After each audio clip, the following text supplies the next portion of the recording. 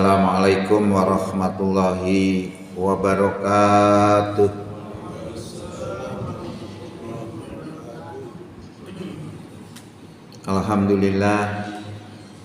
Alhamdulillahilladzi arsala rasulahu bil huda wa dinil haq liyudhhirahu 'ala dini kullih walau karihal musyrikun. Asyhadu an la ilaha illallah wahdahu la syarikalah wa asyhadu anna Muhammadan abduhu wa rasuluh la nabiyya ba'dah. Allahumma shalli wa sallim wa barik ala Muhammad wa ala alihi wa sahbihi wa sallim ajma'in, amma ba'du. Hadirin Bapak Ibu jamaah Masjid Al-Hidayah rahimakumullah. Syukur alhamdulillah di pagi hari ini kita bisa hadir untuk sholat subuh berjamaah yang dilanjutkan dengan kultum dalam rangka menambah wawasan keislaman kita. Mudah-mudahan kehadiran kita di pagi hari ini diterima sebagai amal soleh di sisi Allah Subhanahu wa Ta'ala. Alhamdulillah kita sudah 2 hari raya, 3 hari ya.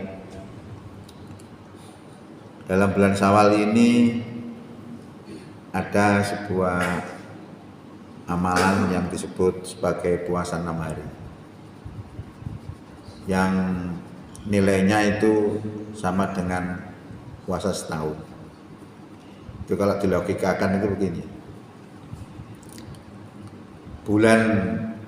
Satu bulan dalam hitungan komariah itu kadang 29, kadang 30. Kalau setelah 29 bisa 30, 29, 30, 29, 30. Itu kalau setahun itu kurang 6 kali. Nah, ditutup dengan puasa 6 hari ini pas setahun. Jadi kalau dihitung pas 6 hari ini pas 30 kabeh. Itu logika, tapi betul tanda Allah alam, tapi gatuknya seperti itu. Nah, ini bisa kita lakukan di bulan Syawal ini, boleh berurutan, boleh tidak berurutan, karena tidak ada kejelasan harus berurutan begitu, sehingga bisa dilaksanakan sesuai dengan kondisi kita. Oke. Nah, sebelumnya kami sampaikan juga taqabbalallahu minna wa minkum, itu yang diajarkan oleh Rasulullah ketika selesai melaksanakan poso hari raya, kemudian kita ucapkan itu saling mendoakan supaya puasa kita dan puasa panjenengan semua diterima Allah Subhanahu wa Ta'ala. Saya kira itu. Tapi hal yang menarik sebenarnya adalah mengejawantahkan hasil poso itu ke dalam kehidupan kita sehari-hari. Nah, itu sebenarnya banyak, tapi bisa kita lihat di dalam indikator ciri ketakwaan, karena poso itu menggembleng kita untuk supaya menjadi takwa dan terampunkannya segala dosa. Itu yang penting. Wis dosane diampuni dadi wong takwa. Nah, orang takwa itu kayak apa? Sudah banyak disampaikan oleh Allah dalam Quran. Ada yang bentuk sosial, ada yang bentuk radikal. Misalnya dalam bentuk radikal itu, nek wong ngakoni iman iku cirine tidak akan berkasih sayang kepada penentang-penentang Allah, walaupun yang menentang itu bapak-bapak kita, anak-anak kita, saudara-saudara kita, kaum kerabat kita. Itu ciri orang iman. Ini agak radikal sedikit, tapi yang lain juga banyak. Sosial misalnya, disebutkan situ orang pertama kita apa? Alladzina yunfikuna fis sarra wad dharra wal kadhiminal ghaidha wal afina 'anil nas. Orang bertakwa itu orang yang membelanjakan hartanya baik dalam keadaan sempit ataupun dalam keadaan lapang. Artinya orang itu loman, gemar bersedekah. Wal kadhiminal ghaidha, orang itu bisa menahan marah. Wal afina 'anil nas, dan mudah memaafkan manusia. Kurang lebih seperti itu. Ini merupakan moderat gitu. Yang lain lagi disebutkan. Walladzina idza fa'alu fahisatan aw dzalamu anfusahum dzakarullaha fastaghfaru li dzunubihim wa may yaghfiru dzunuba illallah wa lam yusirru ala ma fa'alu wa hum ya'lamun. Dan orang-orang yang apabila melakukan perbuatan keji ya, dan dolim terhadap diri mereka sendiri, cirinya orang bertakwa itu zakarullah, ingat kepada Allah, zikir kepada Allah, fastaghfaru li dzunubihim, lalu memohon ampun atas dosanya. Ini ciri yang biasanya kita juga perlu perhatian itu. Karena apa? Karena orang bertakwa itu bukan orang yang tidak pernah melakukan kesalahan. Orang melakukan kesalahan itu bisa tingkat orang awam, bisa tingkat orang alim. Bisa melakukan kesalahan, tapi ketika melakukan kesalahan ini beda. Orang takwa melakukan kesalahan terus ingat kepada Allah, zikir kepada Allah. Ya, kemudian mohon ampun dan tidak meneruskan apa yang diperbuat itu. Tapi orang-orang awam itu bisa juga kalau melakukan dosa bangga, diceritakan kepada temannya dia melakukan ini dan itu dan sebagainya. Itu ciri mereka. Lah ciri orang iman takwa itu begitu.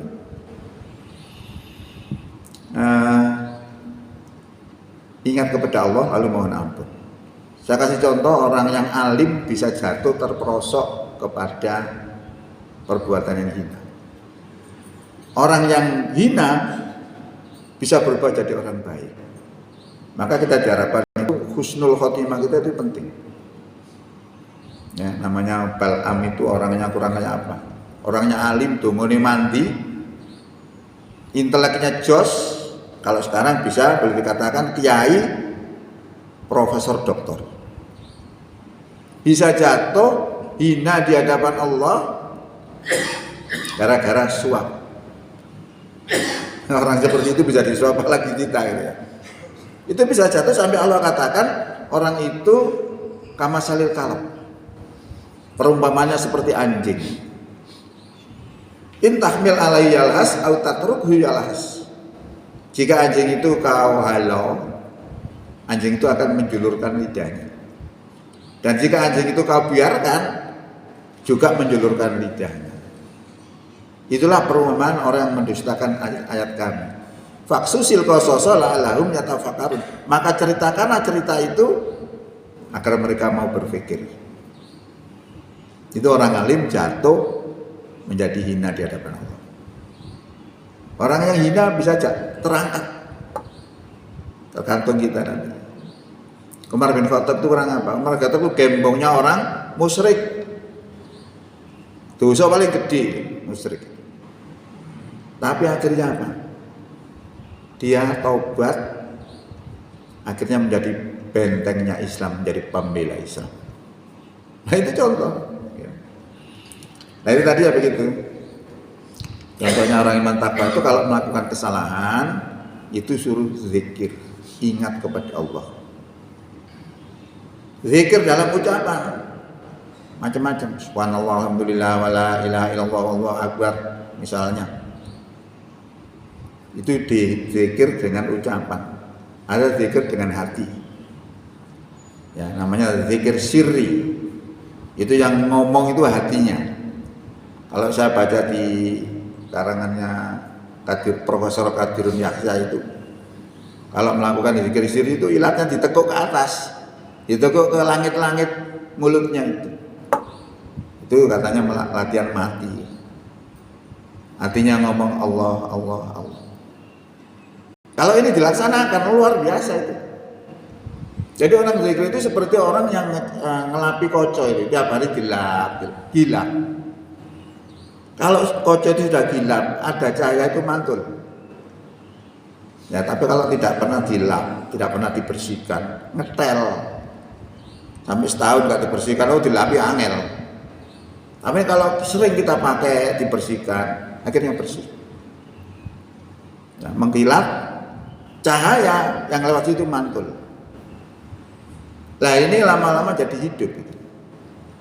Nah kalau hati hidup itu akhirnya hati itu bercahaya, cahaya Allah bisa mantul kepada orang itu. Maka ilmunya orang yang ahli zikir itu ada kelebihan dibandingkan dengan orang bukan ahli zikir. Karena itu ada cahaya yang mantul ke dalam dirinya. Nah kalau cahaya ini bisa masuk ke dalam dadanya orang itu, ke dalam hatinya orang itu, maka hati itu menjadi tenang. Menjadi tenang dan lapang. Rasulullah mengatakan, innan nura idza dakhalal qalba in fasaha wan saroh. Apabila nur Allah, cahaya Allah itu masuk ke dalam hati, maka hati itu menjadi tenang dan lapang. Lalu para sahabat itu bertanya, ya Rasulullah, apakah yang seperti itu ada tandanya? Lalu Rasulullah mengatakan, at-tajafa andaril hurur. Orang itu menjauhkan diri dari daril hurur. Daril hurur itu apa? Daril hurur itu adalah negeri yang menipu. Hurur nek wong Jawa ngarane goroh gitu. Wong Arab itu hurur. Itu menurut ayat disebutkan wamal hayatud dunya illa mataul ghurur. Tidaklah kehidupan di dunia itu kecuali kesenangan yang menipu. Nah itu jauh. Tandanya orang kalau nurnya Allah itu masuk ke dalam hatinya itu, orang itu jauh dengan dunia. Loh bagaimana kita jauh dengan dunia? Oh kita hidup di dunia. Artinya kita itu supaya enggak kedonyan. Kalau kita punya uang 1 miliar kemudian kita letakkan di lemari, benar apa salah itu? Ya, benar itu. Yang tidak boleh itu jangan diletakkan di hati. Kalau diletakkan di hati, kalau keluar itu angel, sakit. Itu namanya kedonyan.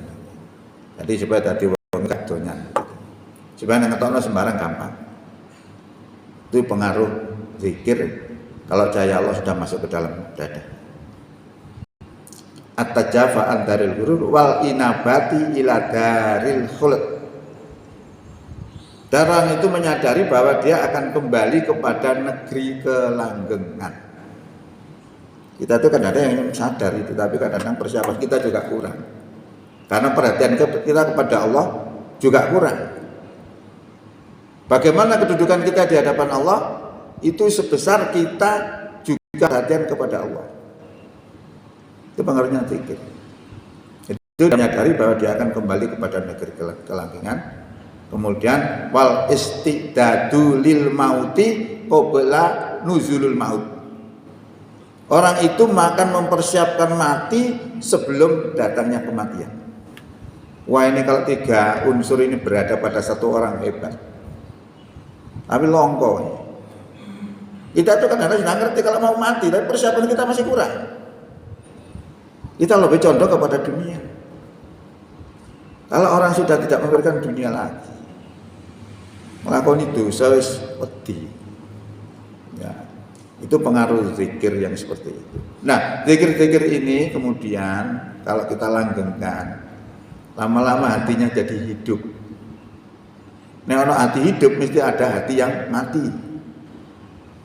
Kalau orang itu hatinya hidup, tidak akan mungkin terkontaminasi oleh hal-hal yang negatif. Tapi kalau hatinya cepat sekali akan terkontaminasi oleh hal-hal yang negatif. Sebagai contoh, hati yang hidup itu digambarkan seperti ikan di lautan. Ikan di lautan itu walaupun sebesar ibu jari, berada di lautan yang asin selama 50 tahun, diterjang ombak dari atas, bawah, kanan, kiri. Selama ikan itu, maka ikan itu akan tetap rasanya tawar. Asin tidak bisa masuk. Kenapa? Karena dibentengi oleh hidupnya ikan. Kalau tidak percaya bisa beli ikan di pasar dari lautan. Kita makan anyep mesti. Karena apa? Dibentengi oleh hidupnya ikan. Tapi kalau ikan itu mati tidak pakai 5 tahun. Sekarang ikan itu mati kita letakkan di air asin, langsung asin.